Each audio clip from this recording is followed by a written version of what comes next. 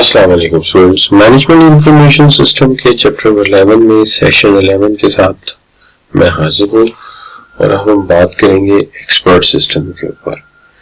Expert system جو ہے یہ ایک ایسا سسٹم ہے جو ایک کمپیوٹر سسٹم ہے، لیکن یہ بیہیو ایسے کرتا ہے جیسے کہ کوئی کسی فیلڈ کا ماہر ہو، یا ہم نے اس نیت سے اسے بنایا ہے کہ کسی ایکسپرٹ یا ماہر کو ریپلیس کر سکیں اور اس کو اس کے نالج کا فائدہ کمپیوٹر سسٹم کی مدد سے لے سکیں۔ ایسے سسٹمز جو ہیں ان کو ڈیفائن یوں کیا جاتا ہے کہ an expert system is a computer program، ایک ایسا computer program that stimulate judgment and behavior of، جو کہ stimulate کرتا ہے judgment and behavior of a human، کسی انسان کی judgment اور جو اس کی بیہیویئر اس کو اسٹیمولیٹ کرتا ہے، اور organization that has expert knowledge, ایک ایسی آرگنائزیشن جس کے پاس ایکسپرٹ نالج ہے اینڈ ایکسپیرینس ہے ان پرٹیکولر فیلڈ، ایک پرٹیکولر فیلڈ کا اس کے پاس تجربہ ہے۔ تو ہم یہ کہہ سکتے ہیں کہ ہم نے ایک ایسا کمپیوٹر پروگرام بنا لیا یا بنانا ہے جو اسٹیمولیٹ کرتا ہے ججمنٹل بیہیویئر آف ہیومن، ایک انسان کا جو کہ ماہر ہے کسی فیلڈ کا، اس کا نالج رکھتا ہے، ایکسپیرینس رکھتا ہے اس پرٹیکولر فیلڈ کا، اس کے علم کا ہم فائدہ اٹھانا چاہتے ہیں، تو اس لیے بنایا گیا ہے۔ اب اس کی ایگزامپل کیا ہو سکتی ہے؟ ایگزامپل یہ ہو سکتی ہے کہ ہم ایک ہوم ڈاکٹر نامی ایک سافٹ ویئر بناتے ہیں، اور یہ ہوم ڈاکٹر جو ہے کمپلیٹ ڈاکٹر کا کام کرتا ہے۔ ہم اسے بتاتے ہیں کہ ہمیں سب کیا فیلنگ ہے، ہم کیا محسوس کر رہے ہیں، ہمیں بخار ہے یا ہمیں پین ہو رہی ہے یا ہمیں کوئی کسی قسم کا پرابلم ہے، وہ ہم اسے کہتے ہیں۔ فرض کیجیے وہ ریورس میں ہمیں کہتا ہے کہ آپ جو ہے مطلب ہمیں یہ پین ہے یا پرابلم ہے، تو وہ ہمیں اکارڈنگ ٹو جو ایکسپرٹ کا علم ہے اس کے مطابق اپنی انفرنس انجن کی مدد سے ہمیں بتاتا ہے کہ آپ کو اس پیناڈول کی ایک گولی کھا لینی چاہیے، آپ کو یہ والے ٹیسٹ کرا لینے چاہیے، تو یہ ایڈوائز کر سکتا ہے۔ تو ایک ماہر ہے جو ہے تو بیسیکلی کمپیوٹر میں پیک کر دیا ہم نے، ایک ماہر کا نالج یا سوچنے کے انداز کو ہم اسے نالج بیس کہہ سکتے ہیں، اس کو ہم نے کمپیوٹر کے نظام میں پیک کر دیا، اور اب ہم نے اسے ایک ڈاکٹر کا درجہ دے دیا، اور گھر کے اندر اس کے اندر ہم مشورہ کر سکتے ہیں کہ آپ اس پرابلم میں یا اس بیماری کو کیسے دور کر سکتے ہیں، تو ہم اسے ایکسپرٹ سسٹم کہہ سکتے ہیں۔ اب جہاں تک سوال ہے ایکسپرٹ سسٹم کی ایفیکٹونیس جو ہے وہ اس چیز پر بیس کرتی ہے، تو ان حالات میں جو ہم ڈسکس کرنے والے ہیں، جو ایکسپرٹ سسٹم ہے اس کی ایفیکٹیویٹی بڑھ جاتی ہے۔ مثال کے طور پہ ہم کسی مسئلے میں یا پرابلم میں کو ریزنیبلی ویل ڈیفائنڈ کر لیتے ہیں کہ یہ مسئلہ کیوں پریویل کرتا ہے، یا یہ مشکل یا یہ مسئلہ کیوں پریویل کرتا ہے، کیوں ایگزسٹ کرتا ہے۔ دوسری چیز، ایکسپرٹ کے ڈیفائنڈ رولز ہم سمجھ جاتے ہیں کہ اس کے ڈیفائنڈ رولز کیا ہے جس کی بنیاد پہ یہ فیصلہ کرتا ہے۔ تیسری چیز یہ ہے کہ problem can not be solved through conventional transaction processing system, کوئی ایسا مسئلہ ہے جو عام روٹین کے معاملات سے حل نہیں ہو سکتا، جیسے کہ کوئی ٹی پی ایس وغیرہ اس کو حل نہیں کر سکتے، تو وہاں پر ہمیں ماہر کی معلومات یا ماہر کے علم کی ضرورت پڑتی ہے، تو وہ مسئلہ ہم یہاں پر حل کر سکتے ہیں۔ اب یہ expert can release to focus on more difficulties, چونکہ ایکسپرٹ جو ہے وہ مزید انلائٹن کر سکتا ہے، ہمیں علم دے سکتا ہے، بتا سکتا ہے کہ کیا مزید ڈیفیکلٹیز کسی مسئلے میں ہو سکتی ہیں۔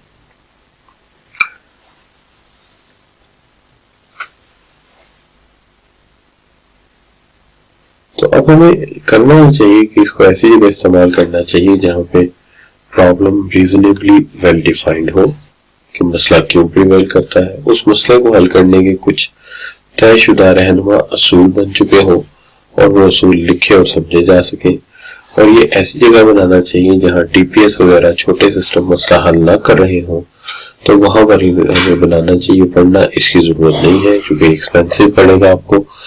اور دوسری چیز یہ ہے کہ یہ ایسی جگہ بنانا چاہیے جہاں پہ expert can release to focus on more difficult problem, جہاں ایکسپرٹ زیادہ مشکل پرابلم کو جو ہے وہ فوکس کر سکے اور پھر ایسی جگہ ہمیں ڈیولپ کرنا چاہیے جہاں پر انویسٹمنٹ جسٹیفائڈ ہو، یہ مسئلہ واقعی اس قابل ہو کہ کاسٹ اینڈ بینیفٹ کے اعتبار سے ہمیں کاسٹ کم آئے اور فیوچر میں بہت زیادہ بینیفٹ دے سکے.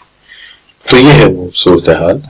تو ہم ان کو مختصراً آسان اردو میں یوں کہہ دیتے ہیں کہ ایسی جگہ بنائیں جہاں پر کسی مسئلے کو حل کرنے کا واضح کوئی طریقہ کار ہو، اس کے کوئی بنیادی اصول واضح ہو چکے ہوں، اور یہ مسئلہ چھوٹے سسٹم حل نہ کر سکتے ہوں، اور اس سسٹم کو حل کرنے کے لیے، اس مسئلے کو حل کرنے کے لیے ماہر کی رائے کی واقعی ضرورت ہو، اور یہ زیادہ کاسٹلی نہ پڑے، اس کے بینیفٹ ہو. اب سوال یہ ہے کہ سسٹم بنتا کیسے ہے. دیکھیے کمپوننٹ اینڈ ایکسپرٹ سسٹم جو ہے وہ ہم کہتے ہیں کہ 5 ہیں. سب سے پہلے وہ رہنما اصول یا کیس یا رولز جس طرح سے ایک ایکسپرٹ سوچتا ہے، جس طرح سے ایک ایکسپرٹ سوچتا ہے تو اس کی آل ریلیونٹ انفارمیشن ہمارے پاس ہو، اس کو ہم کہیں گے نالج بیس. میں دوبارہ ریپیٹ کرتا ہوں، ایک عالم فاضل آدمی کس انداز سے سوچتا ہے، وہ کسی مسئلے کو حل کرنے کے لیے کس طرح کے علم کو یوٹیلائز کرتا ہے، اس کے بنیادی اصول پیچھے کیا ہے اور اس کے سوچنے کی منطق کیا ہے. اب اس سے آگے آ جاتا ہے انفرنس انجن. انفرنس انجن جو ہے وہ ریلیشن شپ کریٹ کرے گا اس کے نالج اور اس وقت دیے گئے پرابلم یا آنسرز کے درمیان، جس طریقے سے وہ آنسر دیتا ہے، پریڈکشن کرتا ہے، سجیشن کرتا ہے اور اپنے علم کا استعمال کرتا ہے. اس کی بنیاد پہ ہم ایک انفرنس انجن بنائیں گے اور یہ اس کے علم کو استعمال کرتے ہوئے ان کوریلیشن اور ریلیشن شپ کی بنیاد کے اوپر سجیشنز کو ڈیولپ کرے گا، جن سجیشن جس طریقے سے ایک ایکسپرٹ ڈیولپ کرتا ہے. اور اس کے لیے ایک کنڈیشنل سٹیٹمنٹ لنک کرے گی جس کو ہم رول کہتے ہیں کہ اگر یہ پریویل ہوگا تو یہ چیز نہیں ہو سکتی، اگر اے ایگزسٹ کرے گا تو بی نہیں کرے گا، بی ایگزسٹ کرے گا تو سی نہیں کر سکتا، ڈی کر سکتا ہے، اے کر سکتا. تو ڈفرنٹ سچویشن جو رولز آف گیم بنیں گے وہ بنائے جائیں گے جس کی بنیاد پہ ہم آگے کام لے سکیں گے. اب اس کے اندر 2 طرح کی چیننگ ہے. ایک چیننگ چلتی ہے جس کے اندر ہم چلتے ہیں بیکورڈ چیننگ کے اندر. بیکورڈ چیننگ کے اندر ہم یہ کرتے ہیں کہ فیکٹس کو لے کر رولز کی طرف جاتے ہیں، یعنی فیکٹس سے چلتے ہیں اور فیکٹس سے ہوتے ہوئے ہم بیکورڈ چیننگ کرتے ہوئے چلے جاتے ہیں. تو ہم ریورس چلے جاتے ہیں. ریورس کیسے چلے جاتے ہیں؟ ریورس یا الٹ اس طرح سوچتے ہیں کہ ہم کنکلوژن سے چلتے ہیں اور کنکلوژن سے ہوتے ہوئے ریورس بیکورڈ چیننگ کرتے ہوئے آگے نکلتے جاتے ہیں، لاجک استعمال کرتے ہوئے پہنچ جاتے ہیں فیکٹس تک. تو اس کو ہم کہیں گے یہ ہے بیکورڈ چیننگ. یہ ہے بیکورڈ چیننگ. لیکن اگر ہم اس طرح کریں کہ ہم فیکٹ سے سٹارٹ کریں لاجک کی طرف، لاجک سے اس کی جو چیننگ کا طریقہ ہے اس پہ پہنچ جائے اور اس سے پیچھے ہم پہنچے کنکلوژن کے اوپر، تو پھر ہم اس کو فارورڈ چیننگ کا طریقہ کہیں گے. تو میں ریپیٹ کرتا ہوں، کنکلوژن سے چین، چین سے لاجک، لاجک سے فیکٹ کی طرف آتے ہو آپ.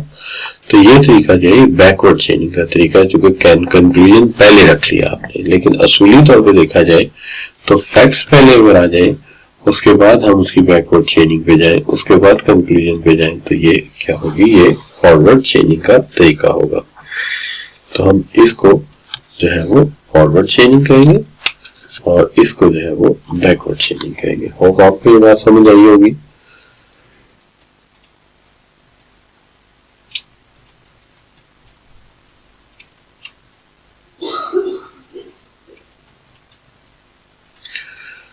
اب جہاں تک سوال ہے اس کے ایڈوانٹیجز کا، تو اس کے ایڈوانٹیجز میں سب سے پہلی بات یہ ہے کہ ہیوج انفارمیشن کو ٹریٹ کر سکتا ہے، آنسرز پرووائڈ کر سکتا ہے بہت سارے پروسیسز کے بارے میں اور ڈیسیژنز کے بارے میں. اس کے علاوہ امپلائی ٹریننگ کی کاسٹ کم کر سکتا ہے چونکہ وہ کام ماہر یا کی بجائے کمپیوٹر کو دے دیا جائے گا.